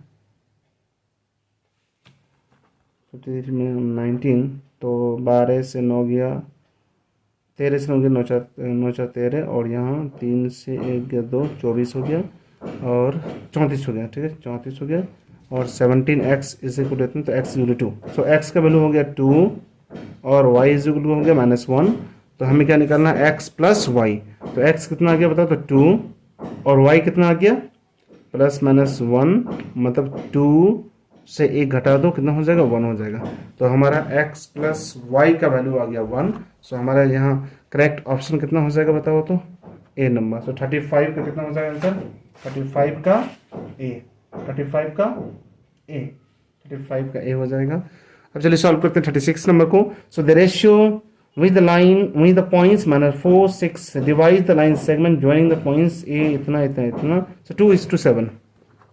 this one is very easy।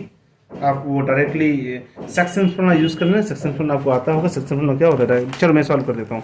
Section formula आप ऐसे यूज़ करना, बोला क्या ना, कोई लाइन है, जैसे ये लाइन है ना, ये लाइन का कोऑर्डिनेट दिया हुआ, ठीक है। सो इस लाइन का कोऑर्डिनेट कितना है, a -4 -6 10, और b दिया हुआ है 3, -8। और उनको कोई थर्ड पॉइंट है -4 6, इसका मान लो कोऑर्डिनेट को p, इसको किसी रेशियो में डिवाइड करता है, m1 और m2 रेशियो में डिवाइड करता है, ठीक है।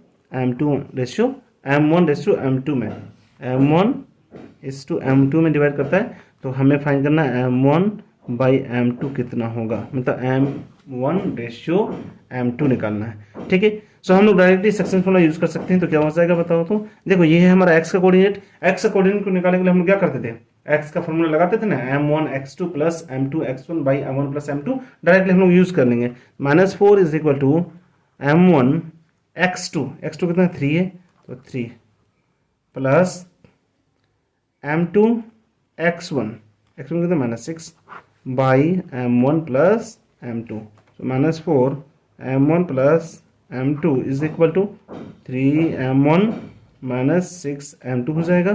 -4 m1 - 4 m2 = कितना हो जाएगा बताओ तो, 3m1 6 m2 कितना हो जाएगा। उनके बाद क्या करना बताओ तो, -4 m1 - 3m1 = -6 m2 + 4 m2, okay इतना हो जाएगा। तो दोस्तों उसके बाद लिख सकते हैं -7 m1 = -2 m2 हो जाएगा।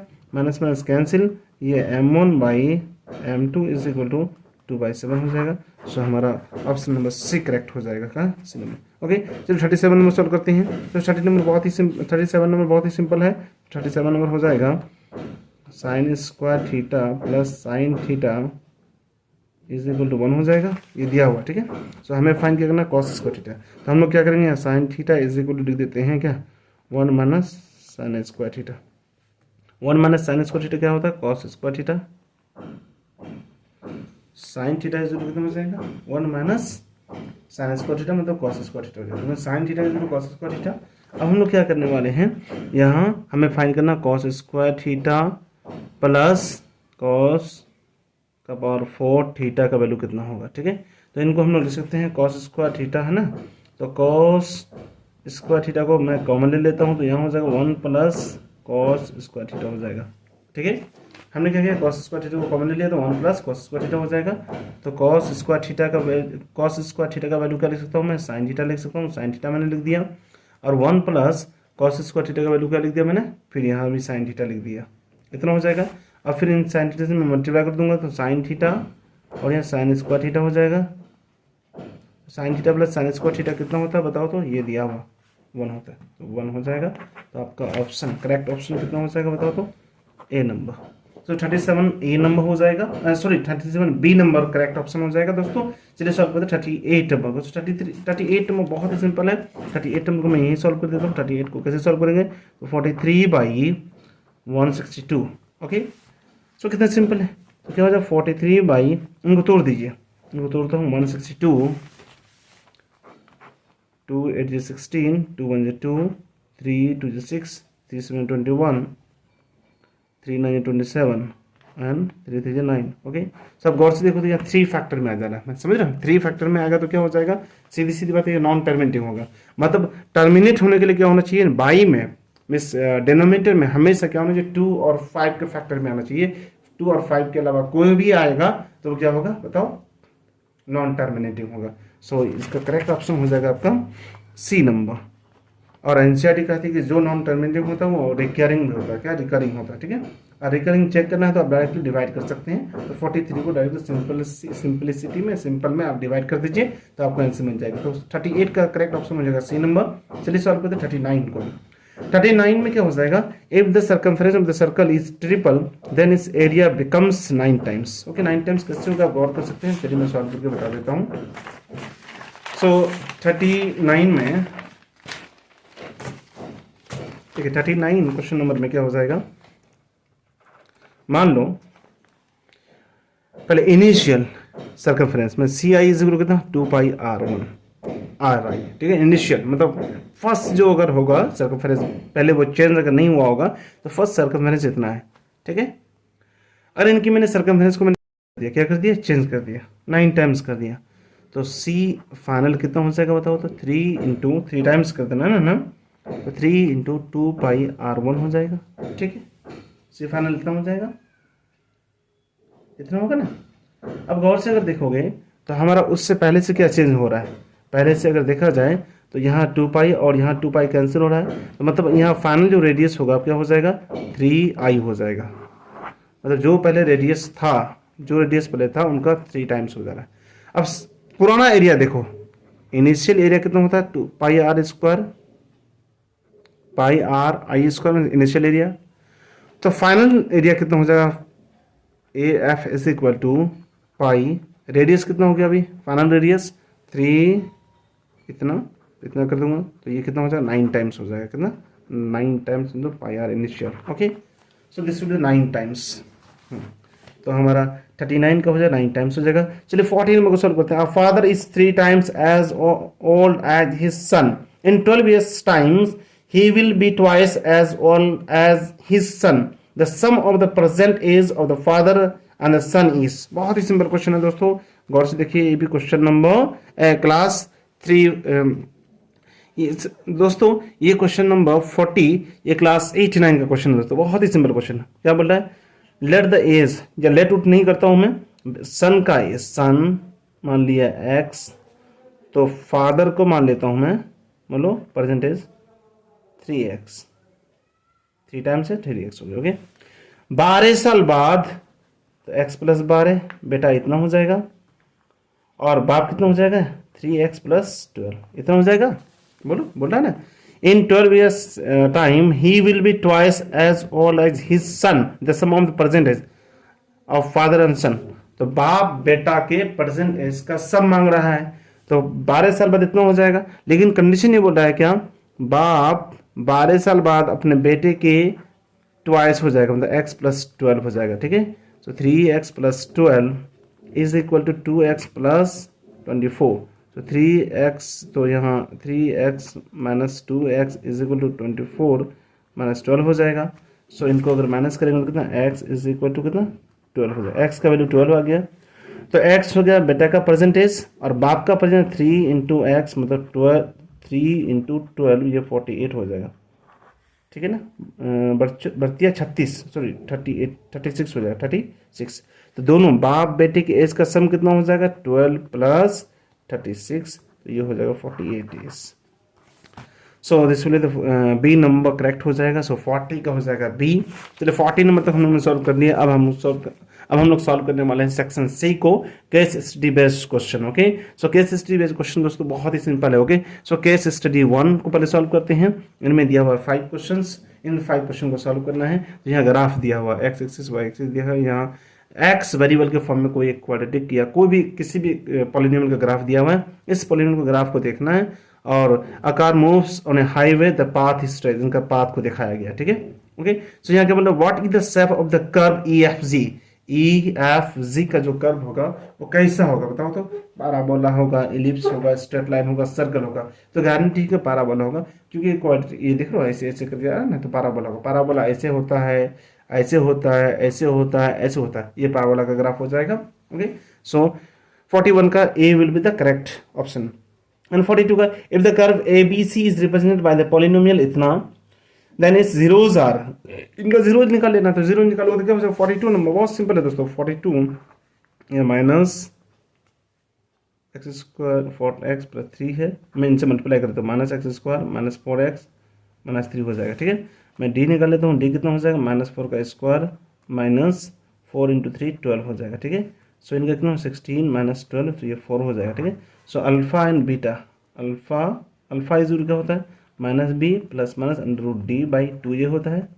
तो माइनस बी मैंने बी कितना है -4 है, -4 बी है ना, तो माइनस माइनस प्लस हो जाएगा, तो 4 प्लस, ठीक है ना, अल्फा इज प्लस होता है यहाँ, प्लस डी कितना 4 है, तो अंडर रूट 4 का वैल्यू 2 हो जाएगा बाई 2 इंटू 1, ओके। सो ए कितना है माइनस में है, तो -1 हो जाएगा, तो यहाँ माइनस लिख दीजिए, तो 6 बाई -2, तो 2 3 6, तो यहाँ हो जाएगा -3, मीन्स अल्फा आ गया -3, और बीटा को सॉल्व करेंगे तो कितना हो जाएगा, beta is equal to minus b minus D by 2a, okay. So minus b मतलब 4 -2 बाई -2, इसको सॉल्व करेंगे तो कितना हो जाएगा, 4 से 2 गया इतना, तो 2 -1 हो जाएगा, ठीक है। सो इनका वैल्यू हो जाएगा दोस्तों, मीन्स अल्फा और बीटा का वैल्यू हो जाएगा -1 -3, सो डी नंबर करेक्ट हो जाएगा। सो 42 का D number, D option correct हो जाएगा। सो 43 को सॉल्व करते हैं। If the path traced by the car has zeros at -1 and 2, then its zeros given by, अब क्या कीजिए -1 and 2 को पुट कीजिए, बोला कि इनका मीन्स कोई भी एक कार का पाथ दिया हुआ है, ठीक है ना, उनका जीरोज दिया हुआ है, और जीरोज दिया हुआ तो आप यहाँ से आप सॉल्व कर सकते हैं, ठीक है ना। तो -1 और 2 का कौन सा ग्राफ हो सकता है, तो ये जो जीरोज दिया हुआ है इन जीरोज को पुट कीजिए, इसमें पुट करके देखता हूँ, जीरो आना चाहिए, -1 को पुट करूँगा तो वैल्यू जीरो आना चाहिए, नहीं आ रहा, -1 का स्क्वायर -1 नहीं आ रहा, यहाँ नहीं आ रहा, या इसमें आ रहा है। सो 43 का कितना आंसर हो जाएगा बताओ, 43 का आंसर हो जाएगा C number correct, okay. So 43 का सी हो जाएगा। 44 the number of zeros of the polynomial represent the whole curve, बोला कि होल कर्व में टोटल नंबर ऑफ जीरोज कितना होगा, तो कोई इशू नहीं, तो 1 2 3 4, तो 4 जीरोज हो जाएगा, तो 44 का ए हो जाएगा। And 45 the distance between C and G, C और जी के डिस्टेंस मतलब सी और जी जो पॉइंट है उन दोनों पॉइंट के बीच की डिस्टेंस फाइंड करना है। तो डिस्टेंस कितना हो जाएगा बताओ, सी और जी, सी कहाँ यहाँ है और जी का यहाँ है, इन दोनों पॉइंट के बीच की डिस्टेंस कितना हो जाएगा, देखो यहाँ से तक 5 है और यहाँ से 1 6, तो 6 यूनिट हो जाएगा दोस्तों, तो 45 का 6 हो जाएगा। देखो डिस्टेंस नेवर भी नेगेटिव हो, नेगेटिव नहीं होता है, इस माइनस भी नहीं आता है, तो यहाँ से 1 यूनिट और यहाँ से 5 यूनिट, तो 5 + 1 6 यूनिट हो जाएगा, क्योंकि डिस्टेंस डायरेक्टली होता है, डायरेक्ट डिस्टेंस। और चलिए अब है ये case study 2 number. So this one is very easy. Shivani is interior decorator to design her own living room. She design wall shelves. The graph of the intersecting wall shelves is given below, okay, ये दिया हुआ है। So based on the above information answer the following questions. If O is the origin then what are the coordinates of S? यहाँ ये है origin, so S का coordinate कितना हो जाएगा, S कहाँ है, C S S S या यहाँ है, तो x, y होता है कोऑर्डिनेट, सो इसका x हो जाएगा यहाँ ओरिजिन, तो यहाँ नेगेटिव में जाता है -6, ये y कितना गया 4, तो -6, 4, तो -6, 4, तो सी नंबर करेक्ट हो जाएगा, तो 46 का C number, okay. So the coordinates of the mid points of the line segment joining D and H, D और H, पॉइंट D है और पॉइंट H है, D और H के मिड पॉइंट्स, तो यहाँ D है हमारा, यहाँ H है, इनका बोला कि मिड पॉइंट्स कहाँ होगा उसका कोऑर्डिनेट्स को निकालना है, तो कोई इशू नहीं, तो हम लोग D का पहले कोऑर्डिनेट को लिख देते हैं। तो D का कोऑर्डिनेट कितना है, D का कोऑर्डिनेट हो गया -4 माइनस x कितना हो जाएगा, सॉरी पहले -2, x ना -2, यहाँ से यहाँ तक x, और y कितना नीचे आ रहा है -4, ओके। एंड h का कोऑर्डिनेट कितना है, h का देखता हूँ मैं, h का कोऑर्डिनेट है यहाँ से यहाँ तक x, तो 8 हो गया, x 8 और y ऊपर जा रहा है 2, तो इतना हो गया। अब बोल रहा है कि इनके एग्जैक्टली मिड पॉइंट को निकालना है, तो मिड पॉइंट क्या होगा, हम जानते हैं कि मिड पॉइंट फॉर्मूला से हम निकाल सकते हैं क्या, x1 + x2/2, तो -2 + 8/2, ये कितना हो जाएगा बताओ, -2 प्लस इतना 6 हो जाएगा, 6/2 3, तो ये 3 हो जाएगा, और ये हो जाएगा -4 + 2/2, तो -2/2, सो -1 हो जाएगा. सो 3 -1 will be the mid points of the line joining D and H. So -3 and -1. So B number correct हो जाएगा. So B नंबर करेक्ट हो जाएगा. किसका आंसर बताओ तो? 47 का. 47 भी हो गया. अब हम लोग सॉल्व करना है 48 को. The ratio in which the X axis divide the line segment joining the points A and C. बहुत सिंपल है, इनको आप लोग सॉल्व कर लीजिएगा. मैं ऑलरेडी निकाल लेता हूँ. इस तरह का मैंने क्वेश्चन नंबर रेशियो निकालना था ना, तो मैंने रेशियो वाला बना चुका दोस्तों. ये 36 नंबर को बनाया था. आप इस क्वेश्चन को देख लीजिएगा, ठीक है ना. तो मैं ऑलरेडी सॉल्व कर देता हूँ, मैं सॉल्यूशन नहीं करने वाला हूँ. तो 48 का आंसर हो जाएगा. So 48 answer of 48 will be D number हो जाएगा. Okay. So 49 the distance between the points P and G. P और जी, पी का कोऑर्डिनेट कितना है? यहाँ पी का कोऑर्डिनेट लिख दीजिएगा. पी का कोऑर्डिनेट हो जाएगा -6 और -4. और जी कहाँ है? यहाँ है. इनका वैल्यू कितना है? कोऑर्डिनेट देखो, यहाँ से यहाँ तक देखो तो 8 हो जाएगा, और यहाँ से यहाँ तक ऊपर जाओगे तो कितना हो जाएगा? 6 हो जाएगा. ओके. सो इन दोनों पॉइंट्स के बीच का डिस्टेंस निकालना है. तो mean P G is equal कितना हो जाएगा? मैं ये निकालता हूँ. P G is equal to, बताओ, कोऑर्डिनेट लिख दिया हूँ -6 या 8 माइनस या इतना का स्क्वायर प्लस 6 -4 में 6 + 4 का होल स्क्वायर हो जाएगा. इज इक्वल टू कितना हो जाएगा? 8 + 6 14, 14 का स्क्वायर 196 और 6 + 4 10, 10 का स्क्वायर 100. तो इनको प्लस करूँगा कितना है? 296 हो जाएगा, है ना. 296. ओके. 296 इनको तोड़ देता हूँ. 296 को तोड़ता हूँ. 2 4 से 8, 2 से इतना 2 7 4 2 3 6 2 7 इतना, तो 2 होल 74 हो जाएगा. सो दोस्तों इनका आंसर सी नंबर हो जाएगा. तो 49 का सी करेक्ट हो जाएगा. ओके. सो 50 तो बहुत ईजी है. 50 का तो कोई दिक्कत ही नहीं है. 50 का कितना हो जाएगा? 50 रेक्टेंगल आई जे के एल इनका कोऑर्डिनेट. यार आई का वैल्यू कोऑर्डिनेट ऑफ आई का हो जाएगा 2 - 2 2 - 2 2 - 2 2 - 2. या बी नंबर करेक्ट हो जाएगा. सो 50 का भी हो जाएगा. सो दोस्तों ये था हमारा सीरीज JSK1 का सेट नंबर 40314 का. तो दोस्तों बहुत ही ज़्यादा लंबा टाइम लग गया. मैंने आपको पूरा का पूरा सॉल्यूशन भी बताया. और हाँ, और मेरे चैनल में जो नए हो प्लीज़ सब्सक्राइब करो, और ये मेरी वीडियो को लाइक एंड सब्सक्राइब एंड दोस्तों को शेयर भी करो. और हाँ, मैं आपके लिए मेहनत करता हूँ. अगर फिर भी अगर कुछ भी अगर डाउट रह गया तो प्लीज़ आप कमेंट बॉक्स में कमेंट कर सकते हैं. किसी भी क्वेश्चन में अगर डाउट है तो आप मुझे कमेंट कीजिए, मैं आपके आंसर का ज़रूर दिया करूँगा. और हाँ, ये सीरीज JSK1 का मैंने सॉल्व कर दिया, तो मैं हो सके तो सीरीज JSK2 का भी वीडियोस बना लूँगा. आज तो नहीं हो पाएगा, मैं किसी दिन हो सके तो मैं सीरीज JSK2 का भी वीडियो बना लूँगा. और ओके दोस्तों, ये था सीरीज JSK1 का सॉल्यूशन था, और मैंने पूरा कंप्लीट सॉल्यूशन आपको बता दिया दोस्तों. मैं समझता हूँ आपको इतना समझ में आ गया होगा. फिर भी अगर कुछ भी अगर डाउट है तो फिर कमेंट बॉक्स में कमेंट कर सकते हैं. मैं आपको ज़रूर इनका आंसर दिया करूँगा दोस्तों.